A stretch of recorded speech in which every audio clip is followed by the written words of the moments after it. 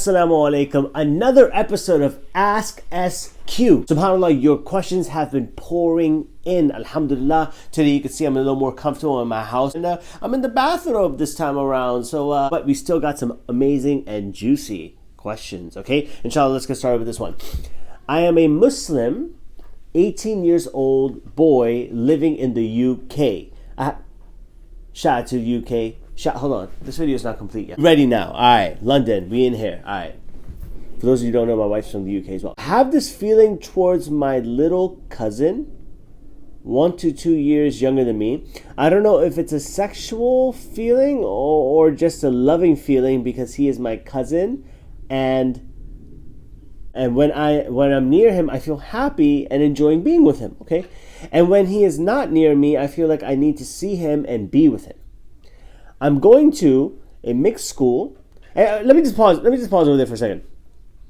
I think that growing up, people don't realize, but sexuality is something really complicated. You're just like, oh, boy likes a girl likes a boy. No.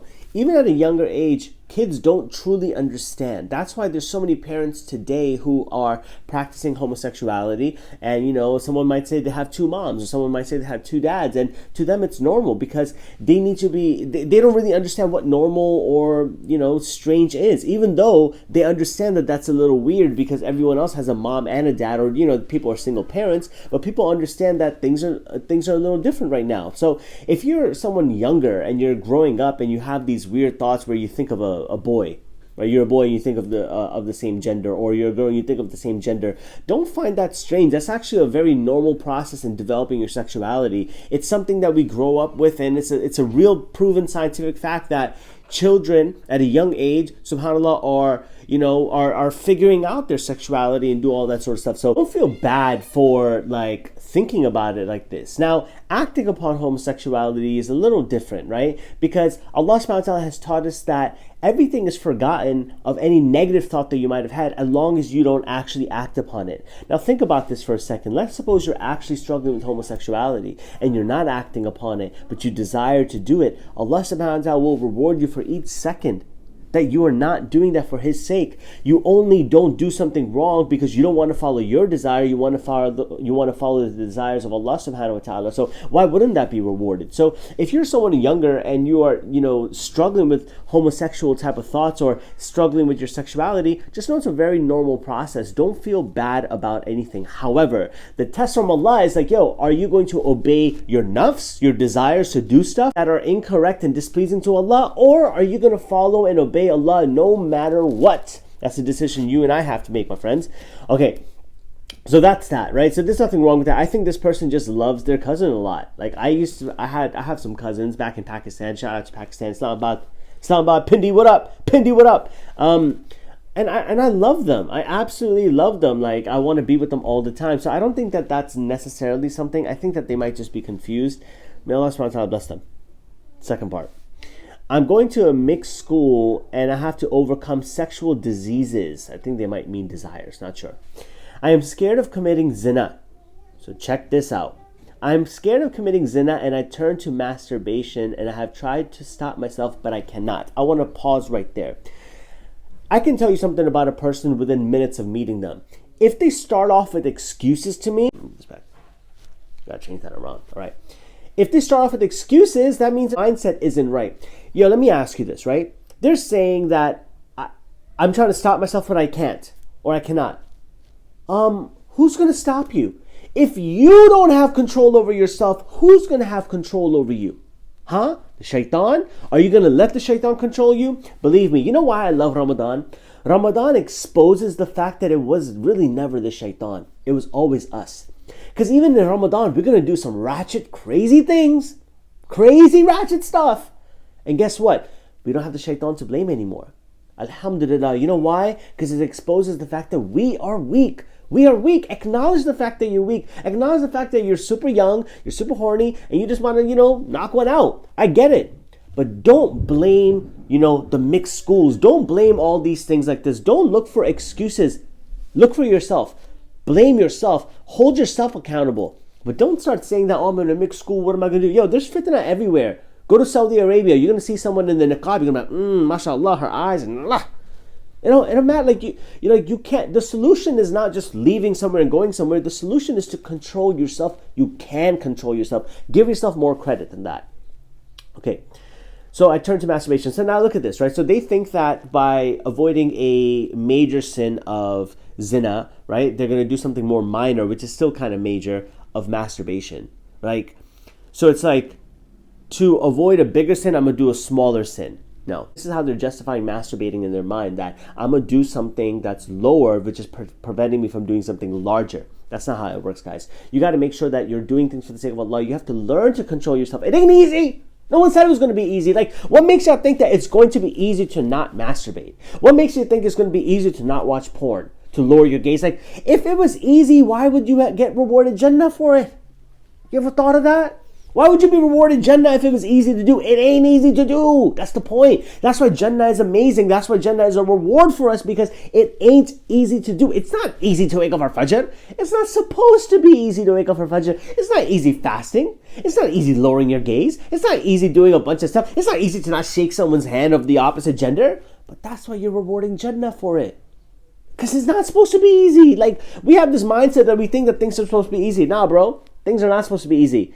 And you know what? If it was easy, that's all I got for you. All right. And when I stopped masturbation for a few weeks, I started to feel the need to look at girls in the school in a sexual manner. And I don't want to develop into something. And I don't want to do this and go back to my old ways. So I go back to masturbating. So once again, there's a lot of justification happening to why they're masturbating, rather than acknowledging the fact that the key fact was right here, right? I start to feel the need to look at girls, because you're a dude. You're an 18-year-old horny dude. That happens. You are going to want to look at girls. Like, it doesn't just go away. People think that the solution is, oh, go get married, brother. Oh, let me tell you something. Just because you're married doesn't mean that you go blind and be like, oh, what? I don't see anyone anymore. No way, bro. Like, the temptations are still there. The tests of Allah, the tests, the fitnas, they're all still there. These solutions are designed to give you an outlet to do something else. But they're not supposed to be the end-all, be-all solutions. You got to understand, like, this process right now is you controlling yourself. Now, the Messenger ﷺ has taught us two strict ways to do this. To obviously to lower one's gaze when they're feeling towards the opposite gender, and start fasting a lot more. Because, fasting regenerates taqwa in your heart. It regenerates consciousness of Allah in your heart. And if you are fasting more often, you are more conscious of Allah, or you're more likely to become more conscious of Allah, inshaAllah. Okay? So, I mean, it might sound like a cliche answer, brother, go fast, but there's wisdom in this. The Messenger told us this, so it's not a cliche. Shut up. All right. And I go back to my answer. I don't know what to do. Please help me. So I already sort of explained it to you, right? So you need to focus on yourself and acknowledge the fact that, you know what the problem is? I'm really just a person who loves women. I'm an 18-year-old, high-hormoned young man who loves looking at women. And I love jerking off. That's the reality. That's the reality you're in right now. And there's tons of people who need to live by this reality that's happening. That doesn't make it okay. You're just being transparent with yourself. You're cutting out all the BS. You're not lying to yourself anymore, because you go, you do it, and then you ask for Allah's forgiveness, and you feel like crap for a little bit, and then you go back and do it again. The point is, though Allah will forgive us over and over again, the point is, how do we eradicate this sin? We associate negativity to it. So I want you to imagine this, right? Like, would you ever pick up the Quran? When you want to masturbate next time with this hand, right? Whatever your hand is that you choose to masturbate, maybe you're like ambidextrous when you masturbate, I don't know. I want you to go, like, literally pick up the Quran. Like, literally pick up the Quran. Literally pick up the Quran and be like, are these hands that are masturbating right now, are these the same hands that are going to touch the book of Allah?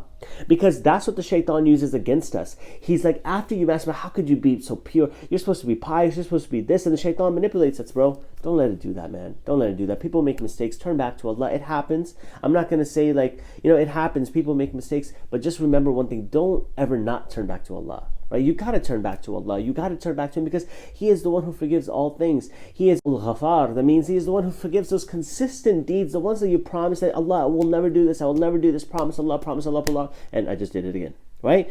Those are the deeds that Allah always forgives, because that's His quality, that's His attributes. He's made us in a way that we continuously sin over and over again. I'm not encouraging sinning, obviously, but I'm saying that have some hope in Allah, have hope in yourself, and don't fall into despair. Despair means you lose hope in Allah's mercy, you lose hope in Allah's forgiveness, and you just think that it's all over for you. That's the plan of the shaitan. Inshallah, you guys benefit from this another episode of Ask SQ. Jazakallah for watching. Shout out to that brother who's going through this. May Allah subhanahu wa ta'ala make it easy for them. And shout out to you for watching, guys. I really appreciate you. And thank you so much for opening up and asking these questions, man. It ain't easy. It ain't easy to ask these questions, but because of you, so many people, inshallah, are going to benefit. May Allah subhanahu wa ta'ala bless you. If you haven't done so already, make sure that you're following me on all my social media right here. Way of Life SQ. That's the brand. That's what we doing. Inshallah. I want to ask you, though, what advice would you give to them? I want you to give them advice. You heard my advice. What advice would you give them? Drop it in the comments below, inshallah. And if you have no advice to give them, drop them a beautiful message of encouragement. Make a dua for them. Say a kind word. Put a smile on someone's face, inshallah. That's a sadaqah as well too. So say something positive. Drop a comment below. You got a question? I got the answers. Make sure that you are asking SQ on one of these platforms right here. You could private message me on YouTube as well. I don't even know how to do that, but you can. Or private message me on my Snap, Instagram, Facebook, wherever you want to do it, Twitter, whatever you want to do, right? But make sure that you're asking those questions. You ask them, I respond. Jazakallah khair for watching, guys. SQ signing off. I'm out.